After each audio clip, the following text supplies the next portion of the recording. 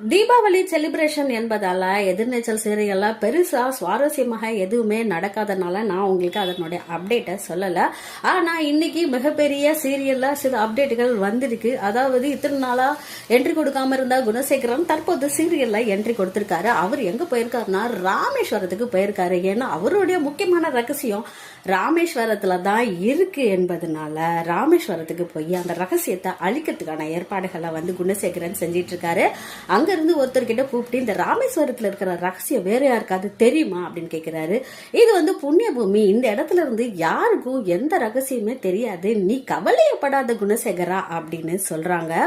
அப்ப உனக்கும் எனக்கும் மட்டும்தான் இந்த ரகசியம் தெரியணும், வேற யாருக்காவது இந்த ரகசியத்தை கேட்டு வந்தாங்கன்னா அது யாராக இருந்தாலும் சரி, என்னுடைய ரத்த சொந்தமாகவே இருந்தாலும் சரி, அவங்களுடைய கதையை முடிச்சு மண்ணோட மண்ணை ஆக்கிடு அப்படின்னு சொல்றாரு. இதை அடுத்து கதிருக்கு ஃபோன் பண்ணிட்டு இந்த மாதிரி ஜனனி வீட்டை விட்டு போகவே கூடாது, அந்த ஜனனியும் சக்தியும் வீட்டை விட்டு போற மாதிரி இருந்தாங்கன்னா வெளியில போய் பல பிரச்சனைகளை கிளப்பி வீட்டையே உண்டுல நாக்கிடுவாங்க, அதனால அவங்க வீட்டை விட்டு நகரவே கூடாது, அப்படி அவங்க நகர்ற மாதிரி இருந்தாங்கன்னா வீட்டுல பெரிய பிரச்சனையே கிளப்பிடு அப்படின்னு சொல்றாரு. உடனே கதிர் சொல்றாரு, ஆனா அவங்களுக்கு போய் நம்ம பயப்படலாமாண்ணா, அவங்க கதையை நம்ம முடிச்சு விட்டுருவோம்னா, டேய் நான் என்ன சொல்றேன்னு கேளுங்கடா, அவங்க சாதாரணமானவங்க கிடையாது, அவங்க கிட்ட நம்ம கொஞ்சம் ஜாக்கிரதையாவே இருக்கணும், நான் வர வரைக்கும் நீ அவங்களை எங்கேயுமே வெளியில அனுப்பாம இரு அப்படின்னு சொல்றாங்க.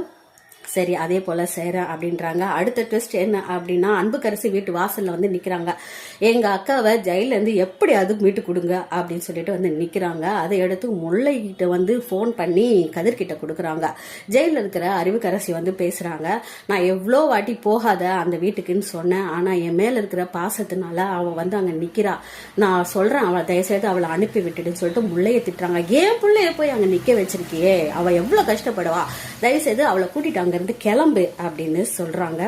அப்புறம் முல்லை போயிட்டு வா நம்ம கிளம்பலாம், அக்கா வேண்டாம் இங்க நிக்க வேண்டாம்னு சொல்லிருச்சு அப்படின்னு சொல்றாங்க. இல்ல நான் போய் பேசிட்டு வரேன், நான் இதுக்கு அக்காவை எப்படியாவது நம்ம வெளியில எடுக்கணும், நான் பேசிட்டு வரேன் அப்படின்னு சொல்றாங்க. அப்ப கூட இல்ல நீ வா போலாம் அப்படின்னு சொல்லிட்டு முல்லை கூட்டிட்டு போகும்போது விசாலாட்சி ஏன் நீ போற, நீ இந்த வீட்லயே இரு அப்படின்னு சொல்றாங்க. இதுதான் அடுத்த ட்விஸ்ட். அதாவது இப்பதான் பார்கவி தர்ஷன் இவங்க 2 பேருமே வாழ்க்கையை தொடங்க ஆரம்பிச்சிருக்காங்க.